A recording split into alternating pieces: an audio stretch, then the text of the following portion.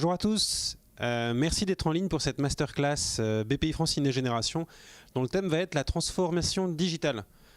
Alors transformation digitale, transformation informatique, transformation technologique, peu importe le terme, je vais vous partager le parcours de BPI France qui s'est dit il y a quelques années, il faut rentrer dans une transfo. Alors, moi je vais vous raconter notre histoire. Le but, c'est que ça vous intéresse. Donc vous n'hésitez pas à poser des questions. Je jetterai de temps en temps un œil à la tablette et s'il y en a, je les prendrai à la volée, je les prendrai au bon moment du déroulé. Mais ce sera plus intéressant pour vous, donc n'hésitez pas. Tout à l'heure, dans les couloirs de l'Accor Arena à Bercy, je croisais des clients de BPI France. Donc je leur demandais, vous qui êtes client de BPI France, pourquoi est-ce qu'il faut que BPI France se transforme d'un point de vue technologique? Et j'ai eu des réponses intéressantes. Le premier m'a dit, il faut gérer vos clients en réseau. Le deuxième m'a dit, non, vos plateformes de dépôt de dossiers, ça marche, mais bon, énorme sous-entendu. Le troisième m'a dit, BPI France, dès que j'ai un dossier avec vous, ça fonctionne. Dès que j'ai un dossier avec vous, mais qu'il y a des navettes avec d'autres acteurs, c'est des jours ou des semaines. Ça fait 3 semaines, j'attends mon argent. Bon. Et puis le dernier que j'ai croisé en venant ici, il m'a dit, on est dans un monde VUCA, volatile, incertain, complexe, ambigu. Comment est-ce que vous répondez à ça, vous, la Banque publique d'investissement? Comment est-ce que vous êtes agile face à ça? Et puis moi, j'avais toujours la petite musique de notre direction générale de notre COMEX qui nous dit BPI France, désormais, va être une entreprise technologique et une entreprise de réseau. Voilà. On a tout ce qu'il faut pour démarrer une transfo. Donc je vais vous partager notre parcours. Pourquoi on l'a fait? Comment est-ce qu'on est en train de la faire? Quels sont les défis auxquels il faut qu'on réponde? Et puis on va se rappeler ensemble le fait qu'une transformation se fait par des gens, pour des gens. Donc première chose, pourquoi est-ce qu'on fait cette transformation? Pour nos clients. BPI France, on est là pour les entrepreneurs. Et nos entrepreneurs deviennent digitaux. Ils ont donc besoin de services en temps réel, numériques. Et nous, banque, on doit suivre. Donc on doit passer à la vitesse supérieure. La deuxième raison pour laquelle BPI France doit se transformer d'un point de vue technologique, et tout ce que je raconte fait peut-être un écho à ce que vous savez, ce que vous vivez dans votre entreprise. N'hésitez pas à transposer. Je pense qu'on a des histoires qui peuvent être parallèles, comparables, dont on peut discuter ensemble. Donc le deuxième point, c'est que on a pu sentir chez nous à un moment donné que ça freinait, ça grippait. On avait une stratégie, une ambition, une vélocité dans l'intention. Oui, mais l'outil de production avait du mal à suivre. Et puis, on a tous vécu une année extraordinaire où on ne pouvait plus physiquement adresser nos marchés, faire travailler nos collaborateurs, voire nos clients en physique. S'il vous manquait encore une raison pour laquelle il faut se transformer d'un point de vue technologique, je vous en donne une dernière, mais pas des moindres. Aujourd'hui, on recrute des nouveaux collaborateurs sur le marché qui ont des codes de travail différents, des attentes différentes. Ce sont des nouvelles générations et notre entreprise doit faire muter ses codes de travail, son outil de travail, pour que ces personnes aient envie de venir, aient envie de rester et nous apportent tout leur talent. Donc tout ça, ça fait plein de bonnes raisons pour se transformer. Alors nous, on voulait être à la même vitesse que nos clients. En fait, on voulait même aller un peu plus vite que nos clients pour être là quand ils arrivent avec leurs besoins. Et on voit qu'avec la Covid, être là quand ils arrivent avec leurs besoins, ça peut se jouer à la journée, à la semaine, ça peut aller très vite. Donc il faut qu'on ait une rapidité d'exécution. C'est la première chose. La deuxième chose, c'est que, comme je vous l'ai dit, on n'avait pas l'outil de production qui permettait tout à fait ça. BPI France, c'est une entreprise qui a des décennies d'âge et qui a un système informatique qui correspond à ces décennies, qui s'est augmenté avec le temps, avec les ajouts d'activités, et qui fait aujourd'hui 450 applications qui sont, si je caricature, chacune à lancer ses rêves vers les 449 autres pour que ça fonctionne. Essayez de vous faire un schéma mental, 450 points, chacun tire une ligne vers chacun des autres points, ça vous donne quelque chose qui est au moins compliqué. Bon. Et puis ce système informatique avait des parties qui commençaient à être obsolètes, c'est-à-dire qu'on commençait à avoir un outil avec des incidents plus nombreux qu'avant. Et on avait des projets qui étaient moins performants qu'avant en termes de time to market, c'est-à-dire notre capacité à amener le produit au moment où on en a besoin. Donc, un monde qui accélère, des clients qui sont digitaux, et un outil qui lui commence à tousser, et des projets qui n'arrivent pas à accélérer. Bon. Et puis sans même aller jusqu'aux clients, on avait des collaborateurs qui nous faisaient sentir que si à l'époque de l'introduction de l'informatique, ça a été fait pour soulager le travailleur, c'était un outil qui l'aidait, c'est dans le temps devenu un outil de contrainte, un outil de taylorisation, un outil qui freine, un outil qui irrite. Donc c'était très simple, il fallait qu'on se transforme pour que l'informatique, l'IT, se remette au service du collaborateur qui lui est au service de l'entrepreneur de France. Voilà. Et l'IT a une belle vocation, c'est de permettre à chacun de se concentrer sur son cœur de compétence, sur son talent, sur ce pourquoi on l'a recruté chez BPI France, et que 100% de sa journée soit passée à ça, à créer de la valeur pour le client, pour l'entrepreneur français, et non pas à lutter avec son outil. Je crois que là, on commence à avoir un beau panorama des raisons qui nous poussaient à nous transformer. Alors on a posé des éléments de vision. Le premier élément très clair, c'est nous adoptons l'agile comme code génétique de notre technologie. Alors je reviendrai tout à l'heure sur l'agilité. Qu'est-ce que ça veut dire la méthode agile? Vous en avez peut-être entendu parler, un peu comme un mot valise. Peut-être qu'au contraire vous la pratiquez à l'échelle dans votre entreprise. Je ne sais pas qui vous êtes derrière l'écran. Donc tout à l'heure, je reviendrai un tout petit peu sur le concept de ce que c'est que l'agile, l'agilité à l'échelle distribuée. En tout cas, nous, on s'est dit qu'on voulait désormais que les solutions informatiques qu'on construit, on les construise avec l'utilisateur, avec le client. On ne pense pas à sa place. Et lui ne nous passe pas commande de loin. Non, non, on le fait ensemble. Une équipe. Et puis deuxième chose, qu'il fallait qu'on le livre plus souvent. Je vais caricaturer. Mais certains d'entre vous savent peut-être ce que c'est qu'un projet cycle en V. C'est assez visuel. La commande arrive, elle disparaît dans un espace-temps, un tunnel, une boîte noire. Et puis un jour, elle ressort et elle est livrée. Mais ce tunnel, il peut durer 2 ans, 3 ans si le projet est conséquent. Dans le meilleur des cas, au début, on avait bien compris la commande. Le problème, c'est que quand on la livre au bout de 3 ans, peut-être que le besoin n'est plus là, peut-être qu'il a évolué. Puis dans le pire des cas, en plus, on s'était mal compris au début. Donc, l'agile comme code génétique, c'est construire avec le client, c'est le livrer plus souvent et être plus près de son besoin. On emploie souvent, quand on parle de l'agile, des images du type le client veut acheter une voiture, il rentre dans le magasin et le vendeur lui tend des rollers. Est-ce que le client est satisfait? Non, pas à 100%, mais pas à 0%, parce que s'il est venu, c'est qu'il voulait un moyen de se véhiculer. Le roller, c'est immédiat et c'est déjà quelque chose. Et puis après, on va peut-être rajouter des genouillères, et puis peut-être une assistance électrique, et puis peut-être qu'on va mettre une 3e roue en stabilisation, et puis peut-être qu'au bout d'un moment, il aura un scooter avec un toit et qui va dire stop, en fait au début je vous ai demandé une voiture mais ce scooter il me va très bien. Mon besoin est pleinement satisfait. Et plutôt qu'avoir attendu ce scooter ou avoir attendu une voiture pendant 2 ans, dès la première minute vous m'avez donné des rollers. Donc j'ai pu commencer à percevoir la valeur de votre travail le plus tôt possible. Donc ça c'est le premier code, le premier élément de vision, c'est on travaillera en agile. Le deuxième élément c'est nous BPI France, il faut qu'on aille à la reconquête technologique.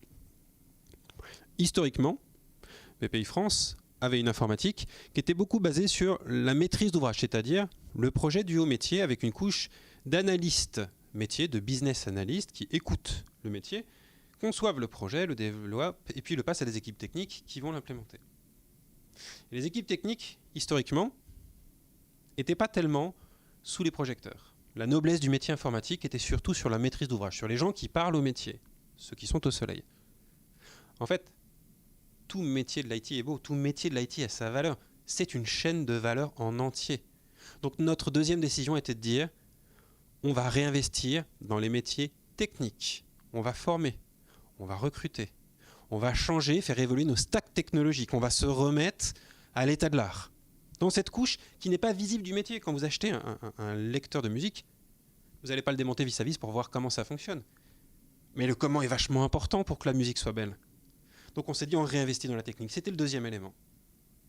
Le troisième qui est lié à l'agile, et je vous en parlerai tout à l'heure, on va essayer de standardiser, et on va standardiser pour autonomiser. On veut que les équipes informatiques de BPI France soient chacune autonomes pour avancer avec leur métier et livrer de la valeur. Alors pour vous peut-être que c'est complètement bénin ce que je dis. C'est normal, évidemment. Comment peut-il en être autrement? Dans pas mal de directions informatiques, de grandes entreprises, ça n'est absolument pas le cas. C'est-à-dire qu'un certain nombre de métiers et pluguer un certain nombre d'équipes qui toutes finissent par arriver en faisceau vers des points de concentration dont elles sont dépendantes pour avoir des environnements de travail, de tests, de pré-production, de production, pour avoir des modèles de données, etc., etc. Et donc on appelle ça des goulets d'étranglement. Et c'est une organisation assez classique. On avait la même chez BPI France. Donc on s'est dit c'est pas possible, il faut que l'équipe agile soit autonome. Et pour qu'elle soit autonome, il faut qu'elle puisse consommer du standard. Il faut que notre SI devienne, notre système d'information devienne plus légaux, consommable sur étagère. Alors c'est beau de le dire, mais quand vous avez 450 applications, chacune lançant ses 449 raies vers chacune des autres, passer de ce modèle très imbriqué à un modèle standard modulaire, c'est un énorme chantier. J'avance. On s'est dit aussi, on est une industrie. Nous, l'informatique de BPI France, on est plus de 1000. Donc il faut fluidifier l'information. Il faut se mettre d'accord souvent. Il faut faire des démonstrations. Il faut monter des communautés de pratique. Et à la fin des fins, on a eu une vision. Alors elle est un peu science-fiction. Mais on s'est dit, il faut qu'on passe d'un modèle cathédrale à un modèle biologique. Le modèle cathédrale, c'est celui où tout est très exactement bâti. Et bâti pour durer. Et froid. Et il dure des siècles. Et c'est plus ça qu'il nous faut aujourd'hui. En permanence, le besoin change. En permanence, le monde change. Je vous ai parlé de VUCA, volatile, incertain, complexe. Donc notre système informatique doit avoir la même signature de fluidité, d'agilité. Il doit être biologique. Ça doit être des centaines, des milliers de connexions synaptiques, de modules qui se branchent, se débranchent, en interne vis-à-vis de l'extérieur. Et bien, passer d'une cathédrale à un monde biologique, même chose, ça nécessite de se transformer. Je continue parce que je ne vois pas de questions arriver, mais n'hésitez pas à les poser au fil de l'eau. Et puis je regarde de temps en temps, vous me voyez regarder sur la tablette, si j'ai des questions à prendre. Alors une fois qu'on sait qu'il faut qu'on change pour les clients, pour dérisquer notre SI, pour que nos collaborateurs aient un outil qui mette en valeur leur cœur de métier, plutôt que les astreindre à suivre des irritants, une fois qu'on a choisi nos codes sur l'agilité, sur le réinvestissement dans la technique, sur la standardisation, sur l'autonomie, eh ben on lance ces chantiers. Et donc on a lancé des chantiers de 3 ordres. Un chantier purement technique. On a investi dans la donnée, dans l'intelligence artificielle. On a développé un modèle plateforme. Je dis on est en train de. On a lancé des plans de décommissionnement. Ça veut dire les applications qui ont un certain âge, qui ne correspondent plus à l'état de l'art, on les débranche et on les remplace par autre chose de plus moderne.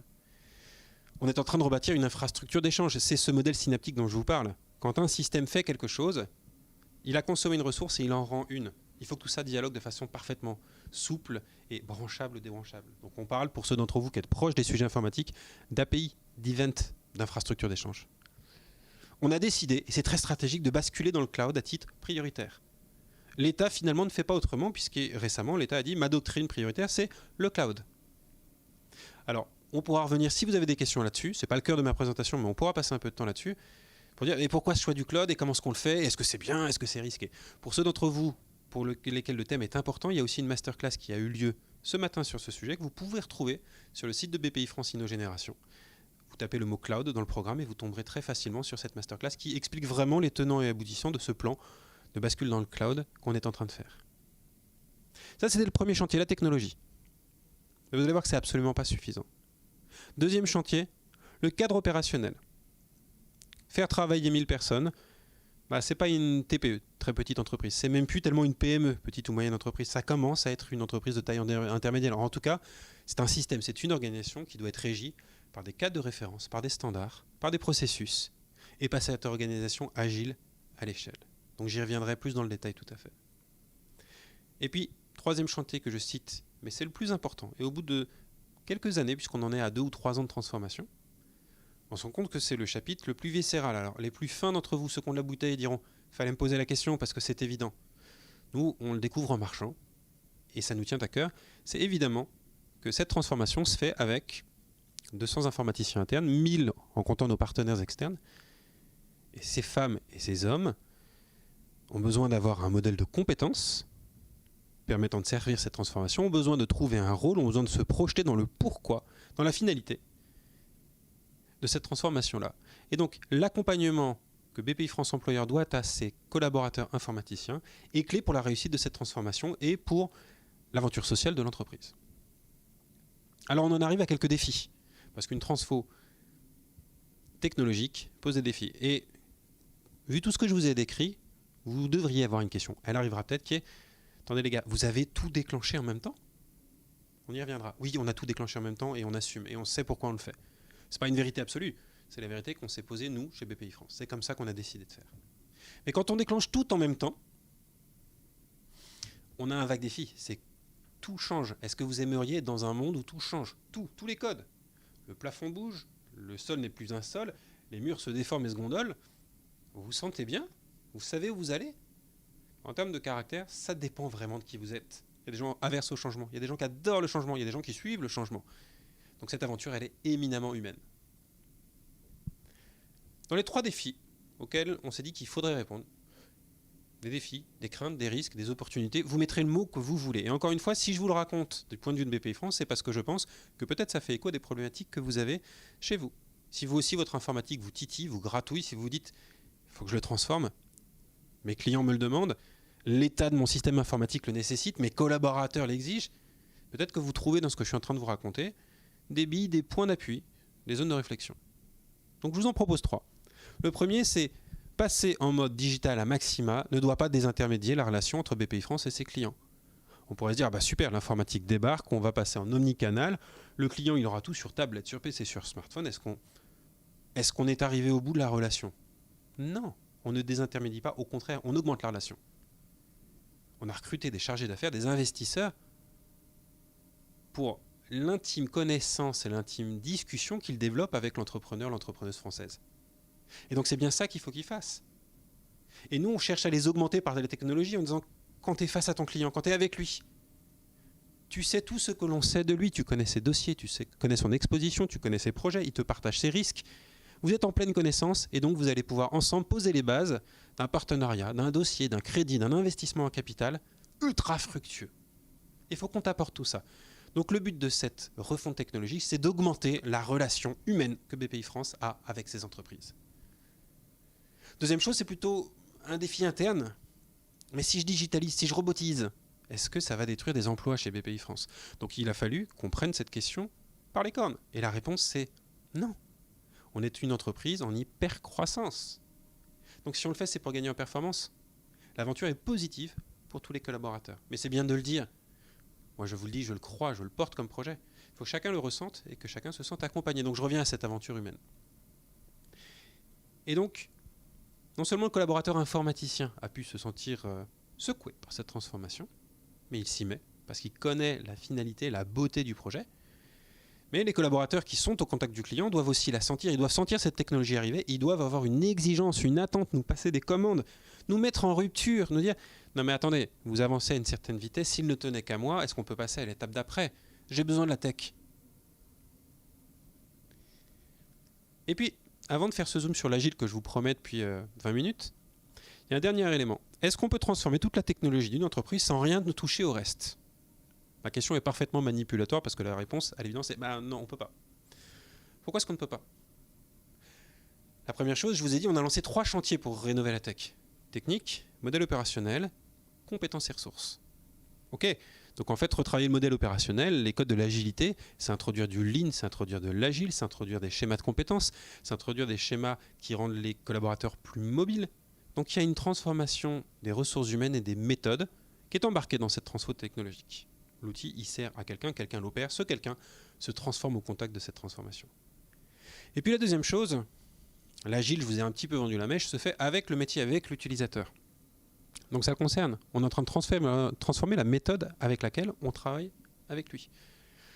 Donc c'est pas la techno qui le fait tout seul, c'est pas le service informatique de la maison qui évolue tout seul. C'est nécessairement une alliance, c'est nécessairement quelque chose de nouveau que l'on fait ensemble. Oui, mais dit comme ça, c'est beau. Mais chacun a ses objectifs. Et donc, est-ce qu'on n'arrive pas à un moment donné où on a des injonctions paradoxales? Le métier dit, oui, mais moi j'ai mes objectifs à faire, j'ai mes chiffres. Et la technologie dit, oui, mais moi j'ai ma transfo à faire et j'ai besoin de toi. Est-ce que les deux se retrouvent? En fait, oui. Et ils se retrouvent parce qu'on a travaillé notre raison d'être chez BPI France. Permettre aux entrepreneurs d'oser grandir pour servir l'avenir. Et ça, c'est la finalité. Tout ce que l'on fait, c'est pour ça. Et donc, transformer la technologie de BPI France, ce n'est pas une finalité. Ça reste un objectif de moyen, c'est un objectif. Mais on s'arrime à cet objectif dès lors qu'on est convaincu qu'il va nous permettre de libérer nos énergies pour arriver à ce qu'on permette aux entrepreneurs d'oser grandir. Et ça, c'est une raison d'être suffisamment puissante pour nous tracter. Dit autrement, la transformation technologique de BPI France, elle engage une transfo de la façon dont on gère les ressources humaines, les modèles opérationnels, et elle transforme la façon dont on travaille avec les métiers. La direction générale se saisit de cette question. Le comité exécutif en parle régulièrement. C'est à son niveau que se prennent les décisions d'investissement. Même chose, en fonction de votre entreprise, vous pouvez vous dire « Bah oui, c'est évident, c'est normal, qu'est-ce qu'il y a de nouveau ?» Mais l'informatique au niveau COMEX, c'est pas dans toutes les boîtes. Il y a plein de boîtes pour lesquelles le directeur informatique ne monte pas à ce niveau de décision et de discussion. Parce que c'est pas un sujet pour l'entreprise. Il y a le business et puis il y a l'outil de production dont une partie est informatique. Oui, mais BPI France, entreprise technologique. BPI France, entreprise de réseau. Forcément, ça dialogue à ce niveau-là. Voilà ce que je peux vous partager un peu sur l'élan stratégique qui nous a poussé à se transformer. Pourquoi? Comment est-ce qu'on l'a fait? Qu'est-ce qu'on a posé? Et il y a peut-être déjà des choses clivantes dans ce que j'ai dit. Alors je vais en rajouter quelques-unes. Est-ce que cette transfo technologique, on peut la faire chapitre à chapitre? Tiens, je vais faire l'agile et puis dans 2 ans, je ferai le cloud. Ensuite, je m'intéresserai à la data. Après, peut-être que je reverrai mes infrastructures et puis je finirai par la mobilité. La réponse qu'on a choisi de poser chez BPI France, c'est très clair, c'est non, tout doit se faire en même temps. Pourquoi? Si vous voulez qu'une équipe d'informaticiens soit autonome, autonome, ça veut dire quoi? Ça veut dire qu'avec le métier qui fait partie de l'équipe, ils choisissent tous les trimestres ce qu'ils veulent faire. Et au bout d'un trimestre, ils l'ont fait. Ils l'ont fait, ça veut dire en 3 mois, ils ont su partir d'une idée pour la mettre en production. Ça marche, la fonctionnalité. Et là, l'utilisateur peut l'utiliser.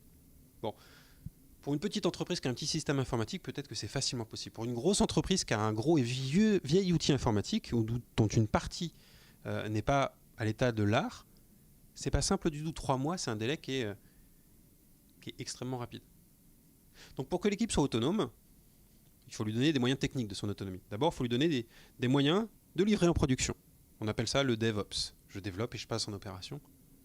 Le DevSecOps, si elle le fait de façon sécurisée. On est dans la banque. Le risque cyber est important. Donc une équipe autonome, c'est une équipe qui pense, gère sa sécurité, gère son produit, l'amène en production. Mais l'amener en production, tout à l'heure je vous disais, historiquement, on avait des goulets d'étranglement. Donc ces goulets, il faut les remonter au niveau de l'équipe. Il faut la libérer de ces goulets dont elle était dépendante, sans avoir la main dessus. D'où le choix du cloud. Oui, mais le choix du cloud, si j'ai pas géré mon modèle de données, il fonctionne pas. Etc., etc. Vous voyez que pour qu'une équipe soit agile, il a fallu que je la mette en DevOps, en DevSecOps. Il a fallu que je lui propose du cloud. Il a fallu que je la serve avec un modèle de données. Il a fallu que je lui propose des standards, des socles qu'elle peut consommer et plugger à ses besoins. Donc nous, on a décidé de dire que la transformation technologique, c'était un tout et que tout devait se déclencher au même moment. C'est un pari et c'est un gros pari parce que du coup, l'effort de transformation est massif. Mais c'est celui qu'on fait. Du coup, on a besoin d'un certain sentiment d'urgence. Personne n'aime ça, mais c'est nécessaire. Pourquoi? Parce qu'avant qu'on décide de cette transfo, je vous rassure, tout le monde avait quelque chose à faire dans l'entreprise. Chaque équipe avait ses codes, ses rôles, son organisation et ses objectifs. Cette transfo arrive. Il faut lui faire une place puisqu'on a décidé que c'était nécessaire. Et cette place ne va pas attendre que quelqu'un se lève et lui laisse sa chaise. Ça n'arrivera pas. Donc il faut ce sentiment d'urgence. Et ce sentiment d'urgence, si on avait pu le manquer, le Covid nous l'a facilement rappelé.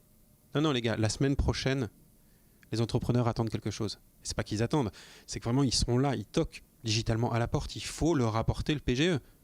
Il faut leur apporter les éléments du plan de relance. C'est pas dans 6 mois, c'est pas dans 3 mois. On est vendredi et c'est lundi qu'il faut le faire.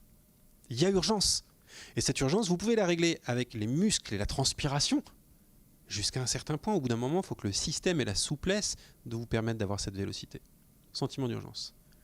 Et puis troisième chose, mais qui est extrêmement importante parce qu'elle tape le niveau de la gouvernance, de la stratégie, des équilibres de l'entreprise.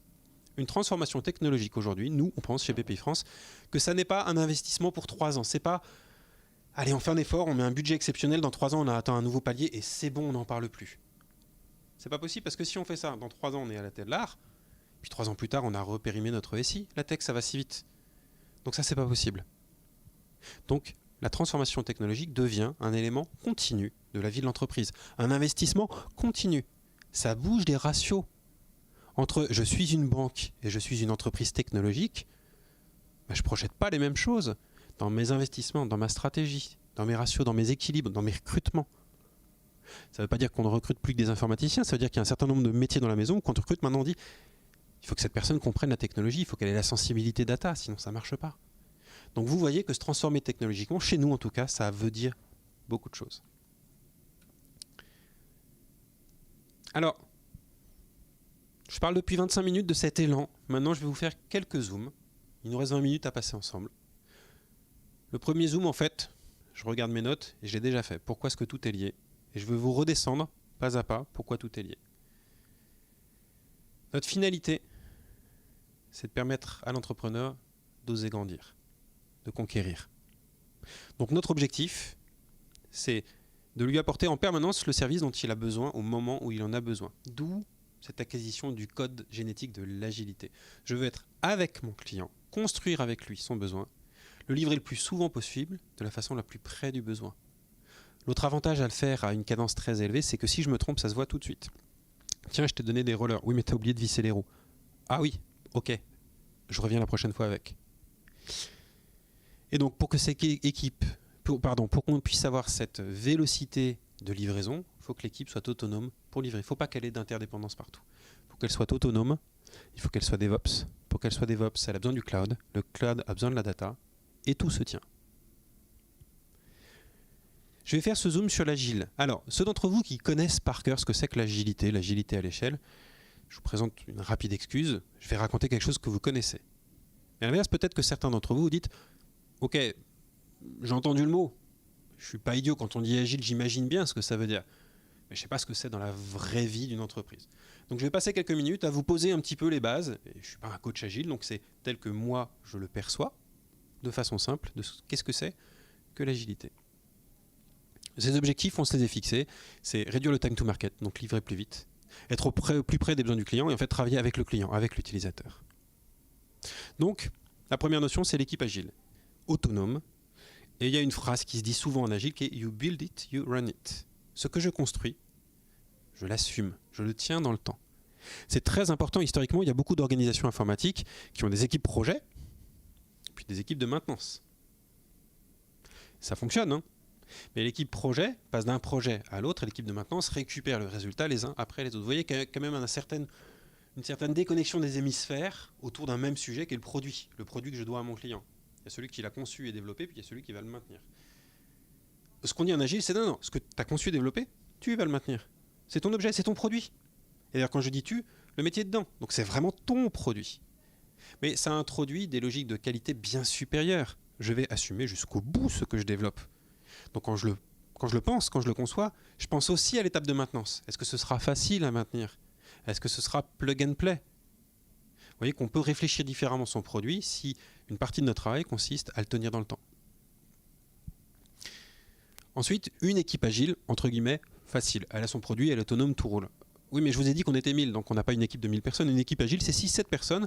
Ces 6-7 personnes sont suffisantes pour apporter à l'équipe toutes les compétences informatiques et métiers dont elle a besoin. Bon, 1000 divisé par 6, vous le faites à ma place et vous voyez que des équipes, on en a plus d'une centaine. Elles ne sont pas toutes parfaitement autonomes. Souvent, dans une chaîne de valeur métier, business, il y a plusieurs équipes agiles qui se mettent à la queue leu-leu. Donc il faut bien les régir dans leurs indépendances et puis il faut les cadencer dans le temps. Donc chez BPI France, on a choisi un canevas qui s'appelle SAFE. Alors c'est juste un acronyme qui veut dire Scale Agile Framework. Donc c'est l'agile à l'échelle, le canevas de l'agile à l'échelle. Qu'est-ce qu'il propose, ce canevas? Il dit, en fait, toutes les 10 semaines, les équipes agiles qui touchent à une même chaîne de valeur vont se retrouver pendant 2 jours. Et pendant 2 jours, elles vont mettre sur la table ce qu'elles veulent faire, prioriser, combien ça leur coûte en termes de temps, et de combien de temps est-ce qu'elles disposent. Et déjà, c'est un premier résultat. Je suis venu, j'avais 100 idées. Ces 100 idées, je les ai classées par priorité décroissante. Et puis, ces 100 idées me coûtent 1000 jours hommes et 1000 points de valeur. Mais moi, je suis venu avec 800.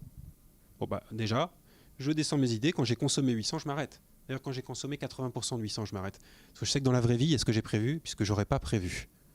Et donc, je me garde une réserve. Donc, première chose, on met sur la table ce que l'on veut faire, on le classe en priorité. Et on prend un engagement. Et un engagement à 10 semaines. Donc, c'est court dans le temps. Il y a une certaine certitude sur notre capacité à nous engager sur ce plan de travail. Ce n'est pas à 10 ans, ce n'est pas à 3 ans. C'est à 10 semaines. Un petit trimestre. Donc, à cet horizon de temps-là, on se dit que raisonnablement, on sait s'engager. C'est le premier élément. Et puis les équipes n'étant pas autonomes, on garde aussi ces 2 jours pour échanger les interdépendances. On s'envoie des tickets, on ne se les envoie pas, on se les partage. Donc tiens, moi, pour faire ça, j'ai quand même besoin que toi à côté tu fasses. Je suis autonome, mais sur un certain périmètre, il n'est pas pur et parfait. Est-ce que dans ton plan de travail, tu peux le prendre? Ah attends, laisse-moi regarder parce que j'avais tout garni. Mais explique-moi ta priorité, je vais le ranger dans mon propre rang de priorité, on va se mettre d'accord. Oui, je peux, non, je peux pas. Oui, je peux, mais pas tout de suite. Très bien. Et puis, dans un monde qui n'est pas pur et parfait, on a aussi des risques, donc on va les lister, on va passer 2 jours à essayer de les résoudre, de les mitiger, ou assumer ceux sur lesquels on ne peut rien faire. Donc vous voyez qu'on a mis en place une organisation d'équipe autonome, des rôles au sein de cette équipe, et puis une interconnexion entre équipes qui se régit toutes les semaines pour dire, voilà, collectivement, nous, équipe agile, servant une même chaîne de valeur, on s'engage à 10 semaines sur ce plan de travail-là. On y met un vote de confiance, on y croit à 100%, 80%. On s'engage à 80% de notre capacité, parce qu'on veut réserver du temps pour la vraie vie. Ce qui peut arriver et qu'on n'aura pas prévu. Un arrêt maladie, que sais-je. Donc on est prudent. Et puis on s'engage. Et ensuite on se pilote par des rituels qui, toutes les 2 semaines, on regarde ce qu'on a fait. On le démontre. On le montre aux yeux du monde en disant voilà ce qu'on a fait. Ça va ou ça va pas? Parce que nous, on est un petit peu jugé parti. Et puis on avance comme ça, toutes les 10 semaines. Donc il y a des mots. C'est du verbiage agile. Je le dis si ça vous parle. Il y a des PI planning. C'est cette réunion de 2 jours, toutes les 10 semaines, dans laquelle on prend ces engagements-là. Alors, est-ce que l'agile, c'est facile? Tel que je vous le décris, c'est du concept, c'est de la méthode. Il faut l'apprendre, il faut se mettre à l'appliquer. L'agile à l'échelle, ça veut dire que toute une organisation se régit selon ce même code. Mon opinion très personnelle, c'est que c'est plus facile de faire un agile à l'échelle qu'un agile pas à l'échelle. Si vous avez une seule équipe qui est agile au sein d'un monde qui ne l'est pas, en fait, elle va travailler selon des codes qui ne sont pas ceux des voisins. Essayer de se projeter dans des environnements de temps qui ne sont pas ceux du voisin, ça va être hétérogène, ça va être compliqué, ça va frotter. Si toute l'organisation est régie de la même façon, a les mêmes timings, les mêmes rituels, parle de la même façon, traite des mêmes objets, s'engage avec le même canevas, on sait se comprendre, se lire et se piloter ensemble. Donc l'agile à l'échelle, à mon sens, c'est plus facile que l'agile parcellaire. Maintenant, l'agile à l'échelle, comme je vous l'ai dit, c'est pas qu'un sujet de l'informatique, c'est un sujet de l'informatique et des métiers. Donc il faut que les métiers soient d'accord, il faut que ça les intéresse, il faut qu'ils palpent le bénéfice de ça. Parce que l'agile leur demande plus de temps qu'avant. Avant, dans l'ancien monde, voilà mon besoin. Merci pour la livraison. Entre les deux, j'ai vécu ma vie de métier, tu as vécu ta vie d'informaticien. Là, c'est pas le cas. En agile à l'échelle, le métier est là tout le temps. Voilà mon besoin. Mais on va le revoir dans 1 semaine, puis dans 2 semaines. En fait, toutes les semaines, on en parle. Et puis, toutes les 10 semaines, on passe 2 jours ensemble pour le reposer, ce plan de travail sur la table. Ça consomme beaucoup plus de temps parce qu'on espère en retirer beaucoup plus de valeur. Donc, il faut que la promesse soit crédible. Il faut sans doute quelques premiers succès pour dire c'est pas qu'une vue de l'esprit. Ça marche. Regardez, c'est tangible. Ici, on a un succès qu'on n'avait jamais réussi à décrocher si rapidement. Croyez la méthode parce que vous touchez du doigt le fait que ça fonctionne. Rentrez dans ce jeu-là. Alors dans les défis de l'agile, il y a celui-là. Il y a celui de la crédibilité de la promesse. Il y a celui du vocabulaire. C'est un procès à raison qui est fait à l'agile. C'est plein de mots compliqués, de vocabulaire particulier. Il y a un gros avantage à ça, c'est que tout le monde parlant avec les mêmes mots, avec la même signification, s'entend sur le même concept. Mais ça reste un monde qui est assez fermé. Et donc il faut être capable de parler tout simplement français, alors que SAFe est une méthode anglaise. Ça fait partie des défis. Si vous vous dites je me mets à l'agile, sachez que vous aurez ça sur votre chemin. Attention au verbiage. Il y a cette maîtrise des notions d'engagement et de capacité. Même chose, vous dites peut-être non mais gérer la capacité c'est normal. Plan de charge, plan de capacité, BABA. C'est pas vrai partout. Chez nous, chez BPI France, c'était pas une évidence, géré par la capacité, définir à l'avance la capacité qu'on peut mettre sur la table. Parce que comme beaucoup d'entreprises, on a grossi et tant qu'on est une TPE, une PME de l'informatique, on se pilote un peu à vue. Chacun sait ce que tout le monde fait. Donc bon an, mal an, on discute, c'est le village gaulois, on prend des poissons quand ça va mal, on mange des sangliers quand tout va bien, on avance ensemble. Quand on est 1000, les poissons, les sangliers, ça reste sympa, mais c'est pas tout à fait suffisant. Donc il faut bien qu'on arrive à se piloter par la capacité à faire des effets d'annonce, dit autrement. Donc ça change des habitudes, ça nécessite de l'accompagnement. Alors, j'ai fait un énorme accent sur l'agile à l'échelle. Vous allez me dire, oui, mais le thème de cette masterclass, c'était la transfo techno. On ne parle pas tellement techno, là, s'il vous plaît. C'est vrai. Alors, même chose, c'est une croyance. Je ne dis pas que la techno, c'est facile, que ça se fait en un claquement de doigts. Je dis que la techno se fera à un certain niveau de coût, à un certain niveau de réussite, mais se fera. Mais l'alliance humaine, la capacité des personnes qui opèrent l'informatique ou le métier au sein de BPI France à réussir cette transfo qui en plus devient continue, donc à basculer dans un nouveau modèle, dans un nouveau mindset, l'enjeu est là, le risque d'échec est là, c'est pour ça que j'insiste là-dessus. Alors je vais quand même nourrir ceux d'entre vous qui êtes venus en disant « Ouais mais moi j'aimerais savoir quelles sont les briques techno que vous avez cassées. » Je ne suis pas si technique que je puisse les citer dans leur nom, dans leur code, dans leur stack. Mais je veux vous redire un petit peu ce à quoi on est en train de travailler. On travaille au décommissionnement applicatif. On a une partie de notre parc applicatif qui est obsolète. Ce sont des outils qui sont là depuis 10 ans, 20 ans, 30 ans, qui rendent leur service, mais qui sont soit sur des technologies qui sont de moins en moins maintenues, soit même dans un champ fonctionnel dont on se rend compte par exemple qu'il n'y en a qu'une fraction qui est vraiment utilisée. Ok, il faut refaire. Donc décommissionnement. Deuxième élément, découplage applicatif. Souvenez-vous, 450 applications, chacune lance ses 449 RET. Découpler, c'est dire arrêter chacune de parler à chacune des autres, on ne s'entend plus. Donc je pose une infrastructure d'échange, je pose un modèle de données, je pose des référentiels, je découple, chacune va avoir plus d'autonomie. Elle ira se sourcer et déposer ses résultats de façon souple et plus autonome. Vous voyez un peu la notion biologique qui revient. Et c'est extrêmement important. Un système qui n'est pas découplé, si je touche à un point, les 450 bougent. Bah oui. S'il est découplé, je touche à un point, il bouge tout seul ou il bouge avec son patrimoine local. Le reste est résilient. Les projets coûtent beaucoup moins cher, sont beaucoup moins risqués en termes d'effets de bord, et donc c'est meilleur pour nous.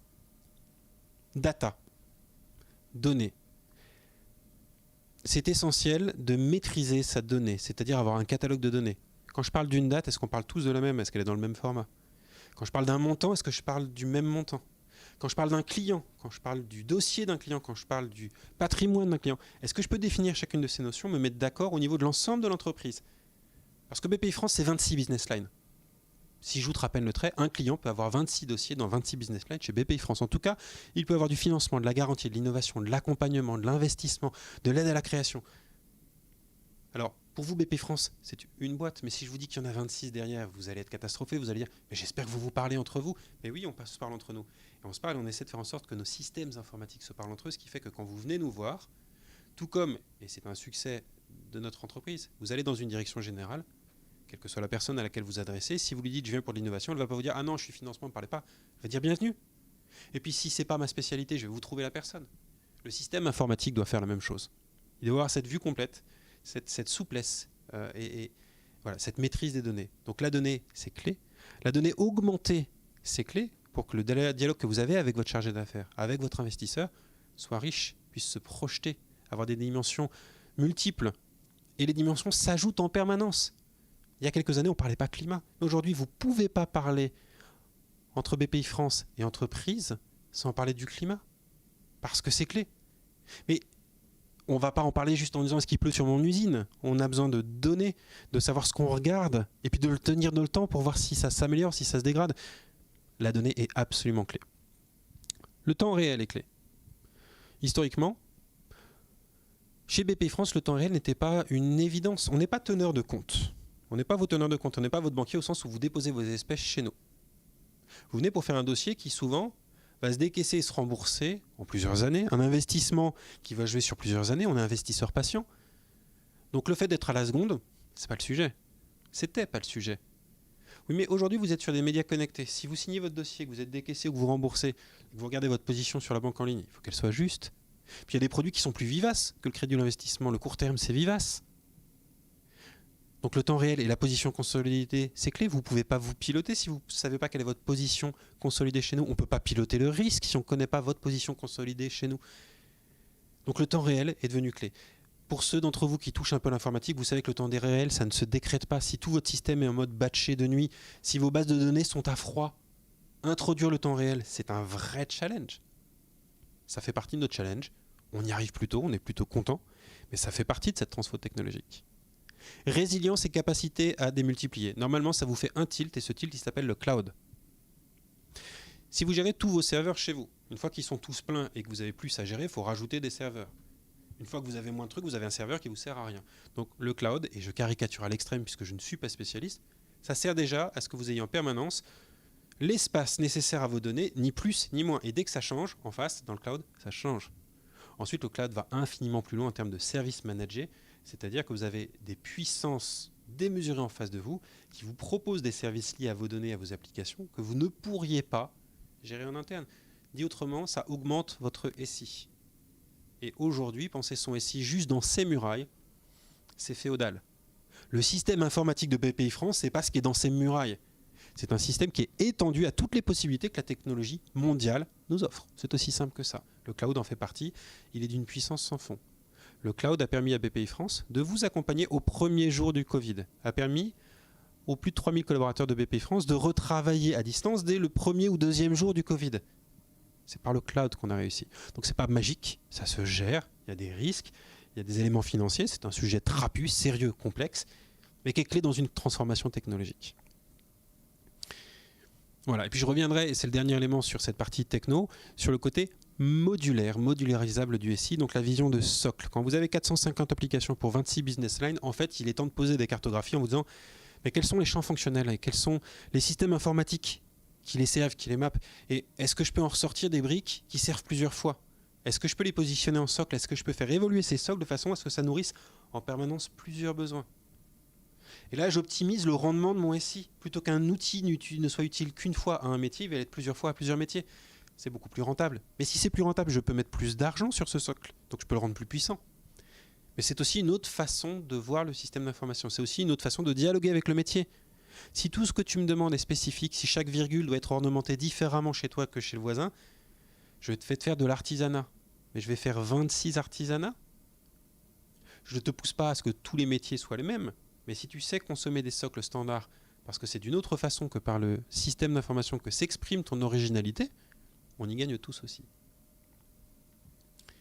Et puis un dernier chapitre que je vais évoquer avec vous, qui est un chapitre qui est très névralgique. C'est le chapitre des compétences et des ressources. Vous voyez que dans tout ce que je dis, il y a énormément de choses qui changent. Il y a des domaines de compétences qui changent. Il y a 60% des emplois IT d'aujourd'hui qui n'existeront plus dans 3 ans. Pas chez BPI France, c'est une recette de place. Donc il faut qu'on accompagne nos compétences, nos domaines de compétences, nos collaborateurs à évoluer dans leurs compétences pour rester au service de l'entreprise et rester à un niveau d'employabilité qui fasse que chacun se sente bien, utile et sache se projeter dans l'avenir. Et c'est un énorme enjeu. Ça, ce sont pour les ressources internes. Et puis, on rencontre chez BPI France, en France, en Europe, une pénurie totale de ressources informatiques. En France, il y a 300 000 informaticiens. Il en faudrait 200 000 de plus. Même chose, ce n'est pas une stat BPI France, c'est une stat de la DARES. Donc pour 5 informaticiens recherchés en prestation, on en trouvera 3. Et donc il est clé d'aller chercher jusqu'au bout du monde les ressources dont on a besoin. Et c'est là où le cocorico doit être mis au bon endroit. Je suis fier, moi, BPI France, d'aller chercher où il le faut sur le monde entier les ressources qui me permettent d'avoir un système informatique qui permet à mes collaborateurs de rendre le meilleur service à l'entrepreneur français. N'oublions pas, c'est la finalité qu'on sert. Et donc, on a chez BPI France, comme peut-être chez vous, et je sais que dans les PME en France, l'attention, la capacité à capter les bonnes ressources est clé. C'est souvent le premier souci du dirigeant. Mes ressources, comment je peux recruter? J'arrive pas à trouver les bons. Sachez que sur notre transformation technologique, on rencontre le même défi. Et ça amène à des actions qui vont être des actions de massification, de référencement, ou au contraire d'ultra-spécialisation de nos besoins. Enfin, ça va nous amener à varier nos partenaires, à varier les zones géographiques auxquelles on s'adresse. On est une entreprise qui doit s'ouvrir énormément. Et c'est contre-intuitif. Sous la contrainte, souvent, on se recroqueville. Non, d'un point de vue technologique, vous voyez que ce soit pour les ressources ou pour les technologies, que ce soit dans notre modèle, il faut s'ouvrir. Mon système informatique, il est étendu. Je vais consommer au-delà de mes frontières. C'est pareil pour mes ressources en prestation. C'est pareil pour mes recrutements. Je dois penser beaucoup plus large pour servir ma finalité. Et ma finalité, c'est d'accompagner l'entrepreneur pour qu'il ose investir, qu'il ose se développer, qu'il ose conquérir pour servir l'avenir. Voilà le propos que je souhaitais partager avec vous. Je vais regarder s'il reste des questions dans le fil. A priori, je n'en vois pas. Donc on va s'arrêter là. Cette vidéo, elle est disponible en replay. Donc n'hésitez pas à y revenir. Si vous l'avez trouvée intéressante, à la partager. Et puis, vous connaissez BPI France. Si des questions vous sont venues, on s'ouvre, on est élargi. Venez nous les poser. Et c'est avec plaisir qu'on continuera ce dialogue au-delà de cette masterclass que je vous remercie d'avoir suivi.